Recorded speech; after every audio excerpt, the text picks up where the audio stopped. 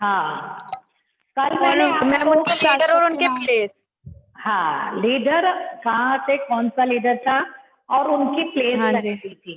तो कल मैंने यस आपसे मैम। क्वेश्चन कहा था कि आप लोग पढ़ के आएंगे, क्योंकि ये चैप्टर आपके लिए कोई नया चैप्टर नहीं है। आप हिंदी में भी पढ़ चुके हो और 6, 7, 8 में भी पढ़ चुके हो। 1857 हमारा पहला स्वतंत्रता संग्राम माना जा सकता है। तो क्या ऐसे कारण थे कि भारतीयों ने अंग्रेजों के विरुद्ध 1857 में विद्रोह किया? तो आप कारण बताएंगे एक एक, फिर उसके बाद मैं बता दूंगी, ठीक है ना? चलो, कौन बच्चा बताएगा पहले? मैम फर्स्ट कारण है लॉर्ड डलहौजी की नीति। इस नीति में लॉर्ड डलहौजी ने ये कहा था कि जो जिस राज्य का उत्तराधिकारी नहीं होगा वो राज्य ब्रिटिश सरकार के उसमें आ जाएगा। हाँ, डलहौजी की नीति। और कोई बच्चा? एक पॉइंट हमने ये मान लिया। चलिए, यानी कि लॉर्ड डलहौजी ने उस टाइम जितने भी लॉर्ड थे उन सबका मुख्य उद्देश्य भारत की जितनी भी रियासतें थी उनको अपने अधीन करना था, ठीक है, उनको अपने साम्राज्य में मिलाना था, जिसमें लॉर्ड डलहौजी की आप सहायक नीति देख सकते हैं, और आपकी जो गोद लेने की जो थी, है ना, प्रथा, उससे भी रिलेटेड उसने एक नीति बनाई थी कि जो लोगों के उत्तराधिकारी, उनके जो राजा है उनका अगर कोई संतान नहीं है तो वो गोद लेने से पहले, अपने उत्तराधिकारी बनाने से पहले उन्हें अंग्रेजों का क्या लेनी पड़ेगी? अंग्रेजों की अनुमति लेनी पड़ेगी, ठीक है। गोद निषेध नीति बोल सकते हो ये उनको, या दंतक पुत्र से, या दंतक नीति थी जो, उसको इन्होंने चेंज कर दिया, क्योंकि उस टाइम ऐसा होता था, कई राजा ऐसे होते थे जिनके अपने पुत्र नहीं होते थे, तो वो गोद ले लिया करते थे, जिससे दंतक पुत्र कहा जाता था। ये जो दंतक पुत्र थे ये उनके उत्तराधिकारी बनते थे। लेकिन अंग्रेजों ने, डलहौजी ने एक चालाकी चली, उसने कहा कि क्यों ना हम ये करने के लिए, कि इन राज्यों को अपने अधीन करने के लिए सबसे बढ़िया तरीका है कि हम जो उत्तराधिकारी नियम है उसे बदल दें। उन्होंने कहा आपको अपना जो भी उत्तराधिकारी बनाना है, उस उत्तराधिकारी को बनाने से पहले आपको हमें एक प्रार्थना पत्र देना पड़ेगा। अगर हम अनुमति देंगे तभी आप किसी को भी अपना दंतक पुत्र घोषित कर सकते हैं। तो रानी लक्ष्मीबाई ने भी एक एप्लीकेशन दी थी, लेकिन उन्होंने नामंजूर कर दी, क्योंकि उनका मुख्य उद्देश्य तो केवल उसको झांसी को अपने राज्य में मिलाना था। तो इसलिए इस तरीके से, इस नीति से उन्होंने कई राज्यों को अपना इस उत्तराधिकारी नीति के अंतर्गत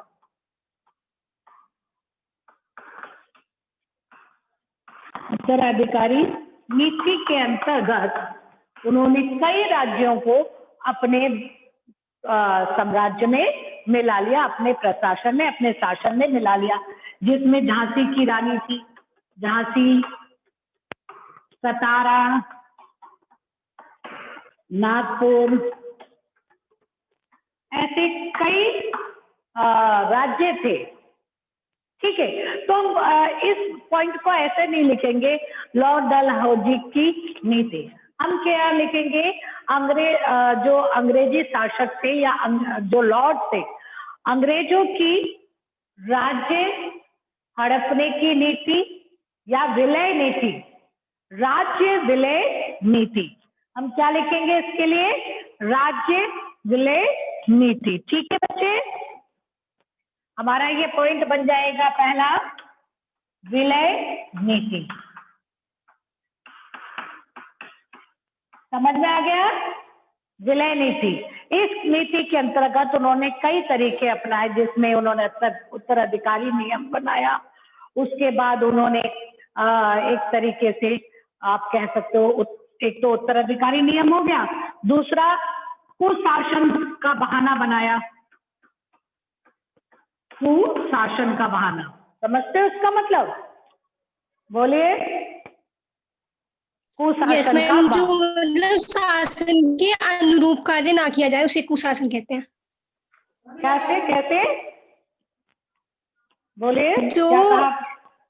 मतलब जो हाँ शासन में मैम जो कानून बने रहते हैं, अगर उनके अनुरूप कार्य नहीं किया जाता उसे कहते हैं कुशासन।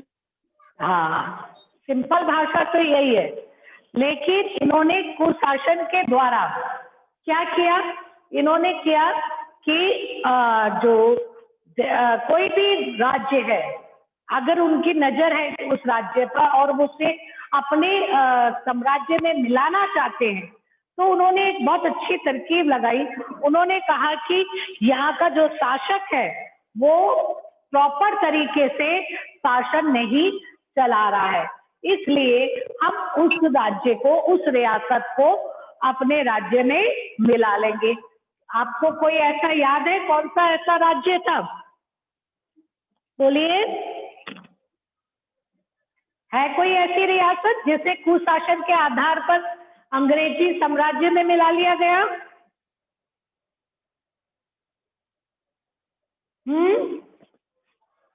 अवध। कौन सा? अवध। अवध जो रियासत थी वहां पे वाजिद अली शाह, कौन? वाजिद अली शाह, ये नवाब थे वहां के। ठीक, समझ में आ गया? ये नवाब थे और जनता इनको बहुत पसंद करती थी। अंग्रेजों की निगाह में ये अवध बहुत दिनों से उनके आंखों में खटक रहा था, एक तरीके से कह सकते वो किसी न किसी तरीके से उसे अपने उसमें मिलाना चाहते थे। यही कारण था गवर्नर लॉर्ड डलहौजी ने एक लाइन कही थी, एक पंक्ति कही थी कि ये चेरी का गिलास कभी ना कभी हमारे मुंह में आएगा। यानी उनकी बहुत दिनों से अवध को अपने साम्राज्य में मिलाने की इच्छा थी। अब कौन सा तरीका अपनाए? तो उन्होंने तरीका अपनाया, क्योंकि उनके पास तो उत्तराधिकारी भी है, तो उन्होंने क्या तरीका अपनाया? उन्होंने कहा जो नवाब वाजिद अली शाह है वो बिल्कुल अयोग्य है, वो प्रॉपर तरीके से शासन नहीं चला सकते हैं, इसलिए उनका शासन हम अपने साम्राज्य में मिला रहे हैं। जबकि जनता वाजिद अली शाह को बहुत पसंद करती थी। वो जब उनको मिलाया गया तो लोगों ने कहा आज अवध की आत्मा मर गई है, ठीक है, केवल शरीर रह गया। तो हम जान सकते हैं कि वाजिद अली शाह बहुत लोकप्रिय नवाब थे अवध के। तो इस तरीके से कई तरीके इन्होंने अपनाए, तो इसको हम कहते हैं विलय नीति। ठीक है, अंग्रेजों की विलय नीति, इसके द्वारा इन्होंने कई हमारे देशी रियासतों को अपने साम्राज्य में मिला दिया। अब इसका क्या प्रभाव पड़ा? इसका प्रभाव ये पड़ा कि जो जिनके राज्य मिलाए गए, जैसे झांसी, सतारा, नागपुर, अवध, है ना, तो इन लोगों के जो शासक थे वो अंग्रेजी प्रशासन से नाराज हो गए और जब सिपाहियों ने विद्रोह किया तो इन्हीं शासकों को उन्होंने अपना लीडर बनाया। क्लियर? समझ में आ गया? Yes ma'am. पहला हमारा कारण क्या रहा? विलय नीति, अंग्रेजों की जो विलय नीति थी उसके द्वारा। ठीक है, इतना समझ में आ गया बच्चों? Yes ma'am. चलिए नेक्स्ट पॉइंट कौन बताएगा? बोलिए। मैम दूसरा कारण वो था, वो जो अफवाहें फैल रही थी मैम। हाँ यस मैम। और मैम वो जो अफवाहें फैल रही थी कि कारतूस जो है वो गाय की हड्डी से बने होते हैं और मैम गाय और सूअर की चर्बी से। वो तो तत्कालीन कारण मानेंगे हम उसका, कि जिसके कारण ये विद्रोह भड़का। हम इस वक्त वो वाले कारण कर रहे हैं जिनके कारण इसकी नींव रखी गई। तो ये तो कई दिनों से हो रहा था विलय नीति, अब दूसरा और कोई बताइए। मैम हाँ? नाना साहिब की पेंशन बंद कर दी थी। वो भी उसी में उत्तराधिकारी में आ जाएगा। सहायक नीति भी उसी में आ जाएगी कि उन्होंने एक सहायक नीति चलाई थी जिसमें उन्होंने कहा था कि हमारी सेना आप अपने उसमें रखेंगे और उनका वेतन वगैरह आप देंगे, लेकिन आप युद्ध नहीं कर सकते। ऐसी कई नीतियां उन्होंने बनाई अंग्रेजी हमारे देसी रियासतों को अपने साम्राज्य में मिलाने की। दूसरा बताइए। मैम किसानों से उनकी जमीन छीन ली गई थी। हाँ, किसानों से जमीन छीनी गई थी, ठीक है। और आर्थिक नीति कह सकते हो, है ना, इनकी आर्थिक नीति कैसी थी, और बताइए।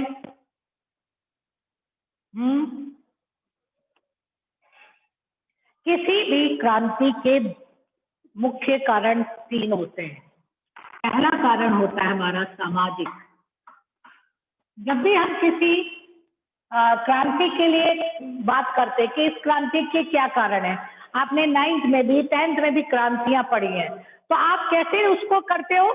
जब कारण लिखते हैं, सामाजिक कारण, आर्थिक कारण, राजनीतिक कारण लिखते हो ना? हाँ, यस मैम। अब आप 12th में आ गए हो तो उसको तो और अच्छी तरीके से लिखना चाहिए। पहला हम लिखेंगे सामाजिक कारण, ठीक है। सामाजिक कारण में क्या क्या आएगा? उन्होंने क्या क्या करना शुरू कर दिया था समाज में? वो भारतीयों को निम्न दृष्टि से देखते थे, है ना, उनका अपमान करते थे। यहां तक कि अपने होटलों में भी वो ये लिखते थे कि blacks and dogs are not allowed, ठीक है। इस तरीके से भारतीयों का अपमान किया जाता था। समझ में आ रहा है? तो ये सामाजिक कारण था, उनका बार बार अपमान करना। दूसरा हम कह सकते हो कि समाज को ही लेकर इन्होंने कुछ अच्छे काम भी किए, लेकिन लोगों को वो काम पसंद नहीं आए। कौन से ऐसे काम थे? बोलिए।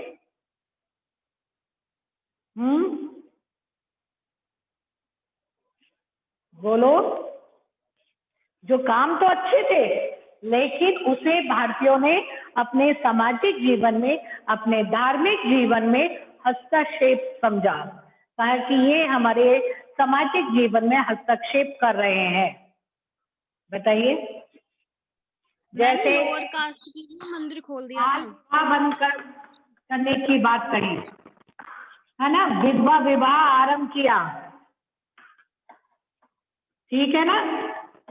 ये सब सामाजिक कारण थे, लेकिन लोगों जो उस टाइम इतनी एजुकेशन नहीं थी, तो लोगों को लगा कि ये सब गलत है, ये हमें इस तरीके से हमारे समाज में हस्तक्षेप कर रहे हैं, है ना, इसलिए इनको यहाँ से हटाना चाहिए।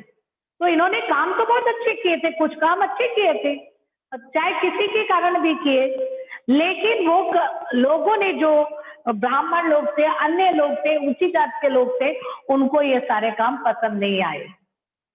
इसी तरीके से हम दूसरा कारण राजनीतिक कर सकते हैं। राजनीतिक में आप ये विलय नीति लगा सकते हैं, ठीक है। राजनीति में विलय नीति आ सकती है, सहायक नीति आ सकती है। इस प्रकार से इन्होंने कार्य किए थे, ठीक है ना। दूसरा हमारा आता है तीसरा, आर्थिक कारण।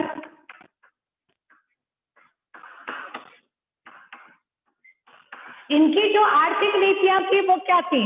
भारत को केवल हाँ बोलिए। मैम इन्होंने नील की खेती करवाने के लिए बोला था। हाँ, नील की खेती कह सकते हो कि इन्होंने खाद्यान्न जो है, खाद्य फसलों पर जोर कम देना शुरू कर दिया था।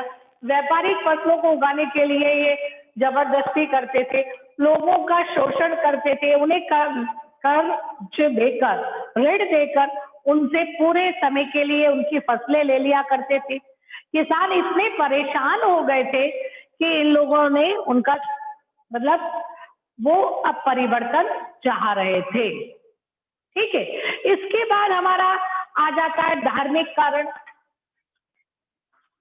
यस मैम, उन्होंने हिंदू और मुस्लिम के बीच में वो मतलब भेद पैदा कर दिए थे। वो हाँ, वो बाद में, लेकिन 1857 में क्या हुआ था? 1857 में जो धार्मिक कारण डालेंगे हम, ये डालेंगे कि कई मिशनरीज जो थे वो भारत में आकर जो निम्न जाति के लोग थे उन्हें लालच देकर क्रिश्चियन बनाना उन्होंने आरंभ कर दिया था। समझ में आ रही है बात? तो लोगों को Yes, डर ma'am. लगने लगा कि ये तो हमारे धर्म की तरफ भी बढ़ने लगे। चलिए राजनीतिक क्षेत्र देखिए, हमारे सामाजिक जीवन की बात छोड़िए, लेकिन साथ साथ में ये हमारे धार्मिक क्षेत्रों में भी प्रवेश कर रहे हैं। तो बहुत सारे इन अंग्रेजों के साथ मिशनरीज आए थे जिन्होंने कई जो निम्न जाति के लोग हैं उनको क्रिश्चियन बनाना आरंभ कर दिया था। तो ये सारे कारण थे जिसके कारण 1857 का विद्रोह हुआ था। कुछ भविष्यवाणियां भी थी, भविष्यवाणियों ने भी बहुत वो किया कि भाई ऐसा है कि 100 साल बाद, 100 साल पूरे होने के बाद ये शासन समाप्त हो जाएगा। तो इस तरीके से लोगों के माइंड में एक तैयारी हो गई थी कि इनके 100 साल पूरे हो गए, अब ये यहाँ से जाएंगे। तो इस प्रकार से ये कारण थे जिनके कारण 1857 का विद्रोह हुआ। यद्यपि आपके बुक में नहीं है ये क्वेश्चन, लेकिन हमें जान लेना चाहिए कि ये क्यों हुआ था, कैसे हुआ था, किस लिए हुआ था। ठीक है ना? तो ये सारे जाति बंधनों का इन्होंने विरोध किया था, तो उसको भी लेकर इन्होंने कहा हमारे धार्मिक क्षेत्र में हस्तक्षेप कर रहे हैं। ठीक, तो कई चीजें ऐसी थी जिनको देखकर लगता था कि भाई ये हमारे सामाजिक और आर्थिक जीवन, जबकि कुछ चीजें सही थी, लेकिन उसके बाद भी लोगों को पसंद नहीं आई और ये 1857 का विद्रोह हुआ।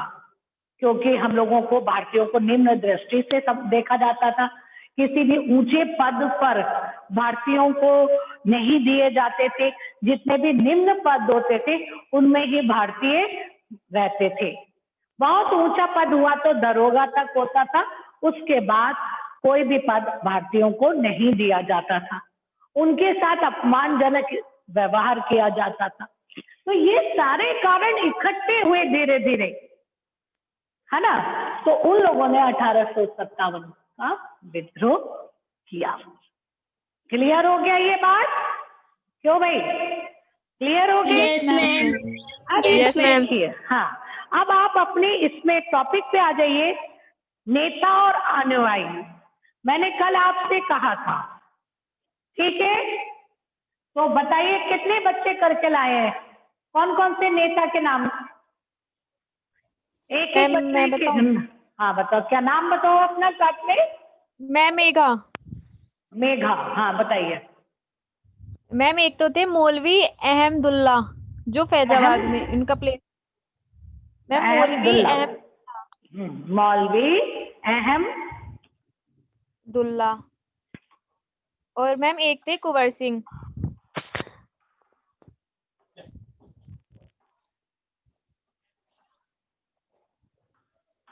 दुल्ला, ठीक है। कहाँ के थे ये? फैजाबाद से। फैजाबाद ठीक है ना? के। और मैम सेकंड थे कुंवर सिंह। एक दूसरे कुंवर सिंह जो मैंने आपको बताए थे, बिहार के। इन्होंने बिहार में नेतृत्व किया। ठीक है यस मैम। और मैम थर्ड थे बेगम हजरत महल। बेगम हजरत महल, ये कहाँ जो की थी? अवध में, अवध। बेगम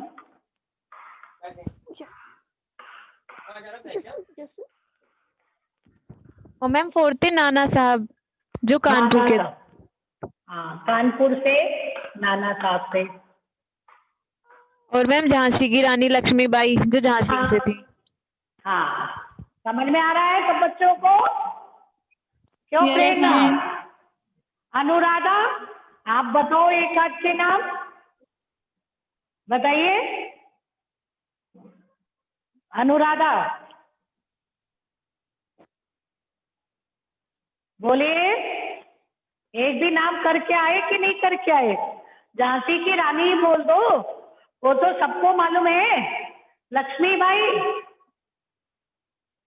एक आधी बच्चा पढ़ता है, बाकी नहीं पढ़ते हैं, है ना? हाँ, मैम एक बहादुर शाह थे। मैम बहादुर शाह, बहादुर हाँ बहादुर शाह, दिल्ली के बहादुर जाफर। हाँ बहादुर शाह जफर थे, कुंवर Yes, सिंह ma'am. थे, बिरजिस कद्र थे। उत्तर प्रदेश की सहामल। हाँ, तो ये सब के मैम, बारे में हाँ, सब के बारे में आप जानिए। इसके बाद आता है, आप आ जाइए, अफवाहें और भविष्यवाणी। अफवाहें कैसे फैली? हम इसको भी कारण मानते हैं, अफवाहों को भी। अफवाहें तथा भविष्यवाणी, ये भी एक कारण थी 1857 के विद्रोह का।